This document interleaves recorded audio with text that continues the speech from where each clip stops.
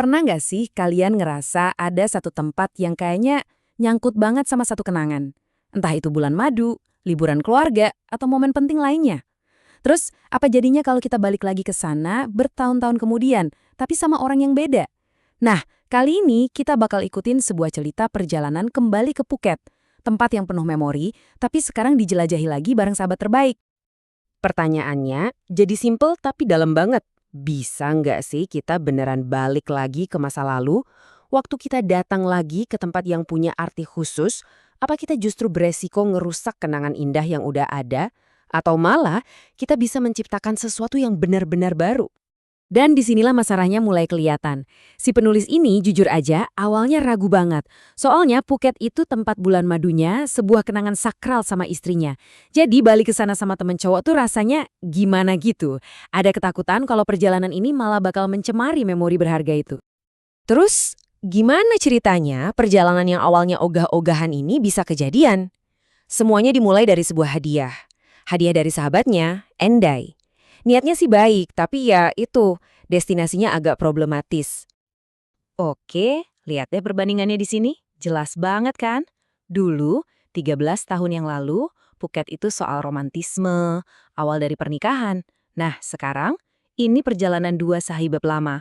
Konteksnya beda total. Dan inilah yang bikin si penulis jadi gelisah. Jadi, coba bayangin posisinya. Trip ini gratis, tawaran yang susah banget ditolak. Tapi dari awal tuh udah aneh rasanya. Penerbangan mereka delay, bikin suasana di bandara jadi agak kacau. Semua ini seolah-olah jadi pertanda yang nguatin perasaan si penulis kalau perjalanan ini emang nggak bener. Tapi begitu mereka sampai, semua keraguan itu langsung hilang, ketelan sama hiruk-pikuk Phuket. Malam pertama mereka nggak pakai lama, langsung jadi petualangan yang kayaknya nggak bakal dilupain. Rencana malam pertama mereka, wah ini gokil sih. Mulai dari yang adem ayam, makan malam halal, dan nemuin menu unik, telur dadar tempe. Suasananya langsung berubah drastis pas mereka lihat turis kepalanya berdarah. Kaget banget pastinya. Dari situ mereka mulai bar hopping, mampir ke Churchill's yang elegan buat nikmatin cerutu dan anggur, lanjut ke library bar yang seru, terus ke Sipin buat dengerin live music, dan ditutup di warung burger sederhana di pinggir jalan. Nah, momen ini nih yang bener-bener ngegambarin suasana malam itu. Di library bar, bartendernya bener-bener nuangin minyak ke meja bar terus dibakar. Buat si penulis yang udah mulai sedikit mabuk, dunia rasanya jadi berkilauan dan indah. Disinilah dia mulai ngelepasin semua keraguannya dan bener-bener nikmatin momen. Dan di tengah semua hebohnya itu, inti dari perjalanan ini mulai kelihatan jelas. Ternyata ini bukan cuma soal pesta pora, tapi tentang persahabatan mereka berdua. Mereka ini udah temenan dari tahun 96, lama banget ya. Tapi sifatnya, wah beda jauh. Si penulis orangnya lebih banyak mikir, hati-hati, sementara Edai ini sosok yang kompleks, terbentuk dari masa kecil yang keras dan ditambah sama pengalaman hidup. Justru perbedaan inilah yang bikin ikatan mereka jadi menarik dan kuat. Wow, kutipan ini dalam banget ya. Ini nunjukin gimana si penulis benar-benar ngerti sahabatnya. Dia kagum sama Edai tapi nggak pernah iri. Soalnya dia tahu, buat jadi kayak Edai, orang harus ngelewatin jalan yang super terjal dan nanggung beban yang berat banget. Ini tuh pengakuan tulus atas perjuangan sahabatnya. Sebuah empati yang lebih dari persahabatan biasa. Lanjut ke hari kedua, petualangannya makin menjadi-jadi, nggak kalah seru. Kali ini acara bar hoppingnya naik level, tapi tetap diselipin sedikit relaksasi di tengah kekacauan. Iya, kalian nggak salah baca. 7.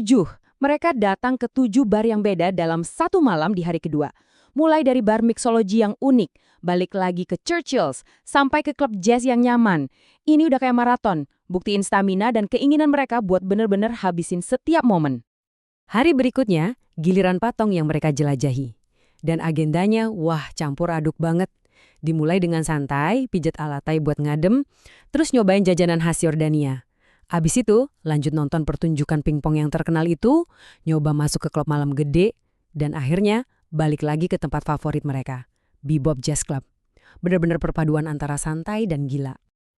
Dan momen ini dia puncaknya buat si penulis secara pribadi. Di Bebop Jazz Club, pas bandnya mainin lagu Wonderful Tonight, dia tiba-tiba aja naik ke panggung dan ikut nyanyi. Ini adalah momen di mana dia benar-benar lepas, ninggalin semua keraguannya, dan 100% menikmati perjalanannya. Oke, perjalanan mereka udah mau berakhir nih, dan semuanya kayak kembali lagi ke titik awal, ke sebuah tempat sederhana yang sekarang jadi punya makna lebih. Di malam terakhir, setelah semua kegilaan itu, mereka balik lagi kemana coba? Ke warung burger pinggir jalan yang sama persis kayak malam pertama. Hal yang simpel ini justru jadi penutup yang sempurna. Kayak sebuah lingkaran yang ngikat semua pengalaman acak mereka jadi satu. Pas lagi duduk di sana makan burger terakhir, si penulis jadi ingat satu adegan dari dokumenter The Beatles. Waktu itu Paul McCartney bilang, dan pada akhirnya hanya tersisa 2 orang. Jadi intinya adalah kesadaran ini. Di dunia yang penuh kenalan dan teman silih berganti, persahabatan sejati mereka berdualah yang bertahan. Cuma mereka berdua di sana saat itu juga. Nah, ini dia kesimpulannya, jawaban dari semua keraguan di awal. Ternyata perjalanan ini sama sekali nggak merusak kenangan bulan madunya. Malah sebaliknya, Phuket sekarang ngasih dia sesuatu yang baru untuk dikenang. Sebuah memori abadi tentang persahabatan. Tempat yang sama sekarang punya 2 lapisan kenangan yang sama-sama berharga. Dan ini ninggalin kita sama satu pertanyaan buat direnungin ya. Gimana kalau tempat-tempat yang paling berarti buat kita, itu nggak seharusnya dikunci sama satu kenangan aja. Gimana kalau tempat-tempat itu sebetulnya kayak kanvas kosong yang emang nungguin kita buat datang lagi dan melukis kenangan-kenangan baru di atasnya.